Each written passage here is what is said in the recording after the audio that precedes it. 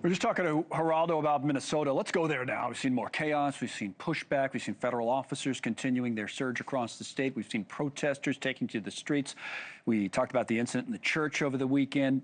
All of this going on as the Pentagon puts troops on standby. NewsNation's Allie Bradley continues her reporting near that federal building in Minneapolis, where she spent so much time there again today. What's going on today, Allie?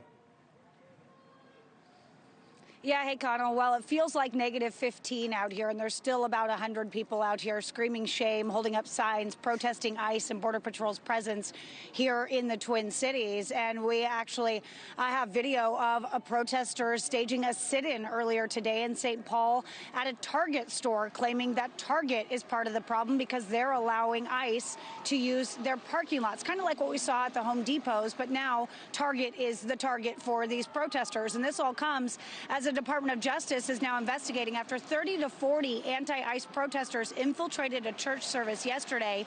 BLM Minnesota posting this video, which showed protesters entering the church service, chanting ICE out. They were all also chanting Renee Good.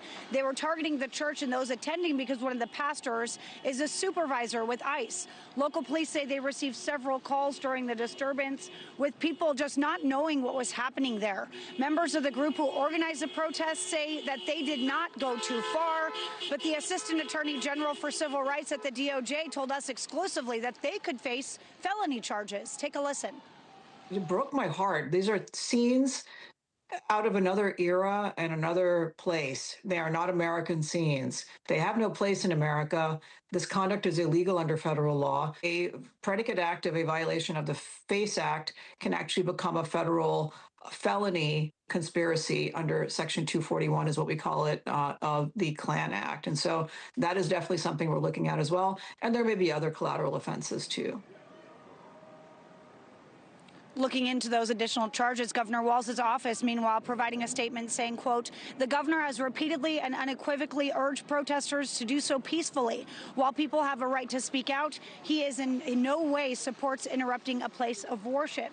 This as safety concerns are spilling into the community, prompting the closure of hotels in the Twin Cities. The Doubletree in downtown St. Paul sending a letter out to guests alerting them of temporary closures.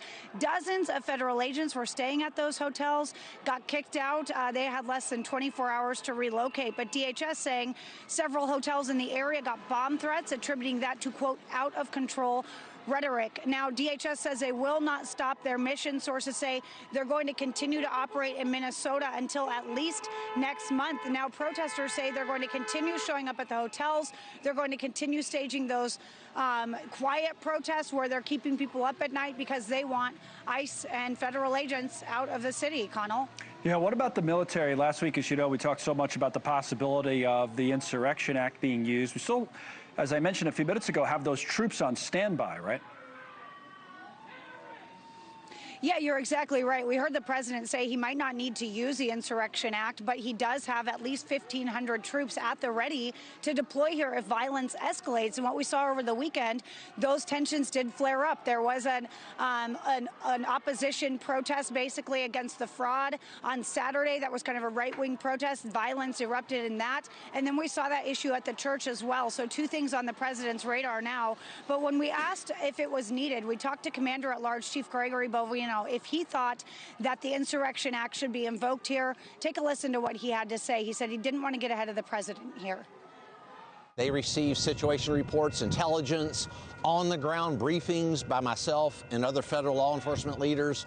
They're very well read into what is going on here in Minneapolis. They've got plenty of good, solid, accurate data points to make whatever decision they're going to. I'm not getting to get out in front of President Trump or Secretary Noem on that, but they're very well versed in what's going on here in Minneapolis.